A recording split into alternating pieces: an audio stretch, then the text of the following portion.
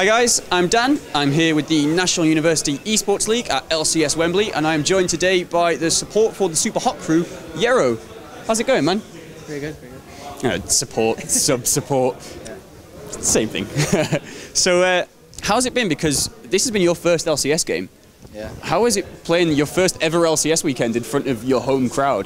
To be honest, I'm still quite shocked, like, that I even got asked to sub. I was surprised, actually, because I didn't expect to play in front of such a big audience. Like, apparently there was like 12.5k viewers at the stadium, and then there's like 200,000 on Twitch. And then, I don't know, I was amazing. I was actually, I think it's a great experience. So how did you get picked to sub? Is it was it a team? Like, did they come to you? I know you and Impaler go way back. Did that sort of play into it? Actually, their manager contacted me like about a week ago from now, and he asked me if I could sub in because their actual support with Impaler has exams. Yeah. And then since I thought, okay, I'm not doing anything this weekend, I might as well just sub in. Like, why not? And then, yeah. I wish I could have nothing to do on the weekends and just go and play LCS for a bit. You know, I have nothing to do on the weekends. I sit around and play League, and I'm gold. I'm not going anywhere. But so you said you subbed for Failer because he had his exams. How has that kind of played into the team? You know, you've come in. Have you taken over his spot in sort of shot calling, or how has it worked with you on the team? The thing is with shot calling, like usually with any team, they have a specific like routine, like who does the shot calling, who does secondary, who follows, etc., etc. And initially, when I was back in Dignitas UK, when I played with Impaler, me and him would always share the calls. So I'll do secondary calls, he'll do main calls, and then it was like he makes all the calls, and then whenever I thought that it wasn't a good call, like I would speak up, and then everyone would listen to the secondary call, which is the main after call, and then that's how it worked from there. But playing with Supa Hot Crew, like I kind of just let Impaler do most of the work since I didn't know. Their mid laner does calls as well, and then it was like, yeah, I just listened to what they say, and then, yeah.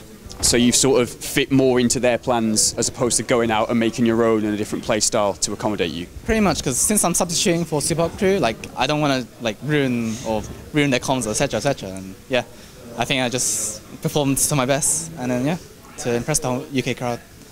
So what do you think about the UK crowd? Obviously this event's been amazing, you know, the noise, the fans, the support and stuff. What do you think this does for the UK scene? Because a lot of people say it's lacking or it's not quite there compared to the rest of Europe. How do you think this has, you know, put us on the map? Actually, I think this is really good for the UK scene as a whole because there's not much like hype around computer games in general. Like the UK is more about console gaming, like Call of Duty especially, or Halo even, or CSGO, but that's more like other games, not League of Legends.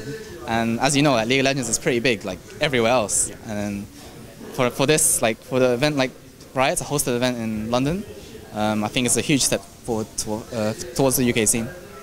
So we do a lot of work around gaming societies in universities and stuff. Did you go through university? Did you do those studies? And if so, were you sort of part of gaming societies while you were there? I just finished my second year of college, and I was actually going to go uni, but I'm still considering whether I should try go for pro, as in to go for LCS, or if I should just go uni and go to my standard way of life. But yeah. What's winning out at the moment? Has this sort of swayed you more towards the pro gaming side? Actually, it kind of has, because like the experience like of playing in front of a huge crowd and the feeling you get after, like, let's say when I made a play with Nami, like I knew, like as soon as I heard the outburst from the crowd, like when I was playing, I was just like, wow, this feeling is amazing, and then I just wanted to carry on doing it. Reddit went crazy for the Nami plays as well. It was all over the place. Yerrow's Nami is insane. Make him play it more. But so if you were to, you know, you forget the university, you follow the pro gaming thing, would it be you'll do the pro gaming until it runs out and then go back to studies? Do you always have the plan you want to do studies? And if so, like, what would you do? The thing is with studies, apparently, or from a couple of people that I've spoken to about universities, like you can always like go to uni and study again. Yeah. But this how do I say it? This era or this age, yeah, right now, like I won't ever get this same opportunity to do this again. So I was just, if I ever get the opportunity to go pro in League of Legends, I probably would take it now, as I've like experienced it for 2 days. And I think it's an amazing thing to do. Would you ever consider the same sort of thing that We All Fail has done and balance university and esports? Because it seems like that's a heavy load. You know, I know EG did it over in America with Pobelter. He went to school in the day, got home and scrimmed at night. Is that something you'd consider as well? I thought about it, but I don't know. I don't think it will work out efficiently for the team as well. Like, it's not healthy for a team to have to wait. Like, let's say, okay, they wake up every day at 1, but let's say the other guy, one guy has uni until like 5, and then by the time that's 4 hours wasted, and then you're pretty much scrimming for like, let's say 5 more hours because the other guy has to go sleep to go uni again, and then you're pretty much only scrimming for like 5 hours per day when you could scrim double the amount, so you can actually improve like 50% faster as a team as well. And I'm not sure it will be healthy for the other 4 players because they'll feel like it's kind of a waste to play with someone who can't really commit their time when other players have also committed their full time like to play the game. So would you say it's a really important thing for teams to all be on the same page, all at the same time, getting as many scrims in, as much like ranked 5s practice? How much do you sort of rank that over solo queue and mechanics and individual play? Well, rank 5s and solo queue are 2 completely different modes. Like when it comes to solo queue, you don't like it's all about your own mechanics and what you can do to win the game. But when it comes to rank 5s, like everyone has pretty much a role, a job, or initiator, blah blah blah. They have their own set categories. Yeah. And about everyone being on the same page, that's something really hard to achieve, especially when someone thinks like, or let's say their ego gets the better of them, and then they think that they're always right, and then that's when people's personalities clash. And that's probably when arguments happen, and yeah. And so, is that how you sort of got involved in the professional scene? Was it through ranked 5s teams more than solo queue, or was it you were picked up from solo queue skills? I played in a few teams in ranked 5s, like in my past, like with Dignitas UK, even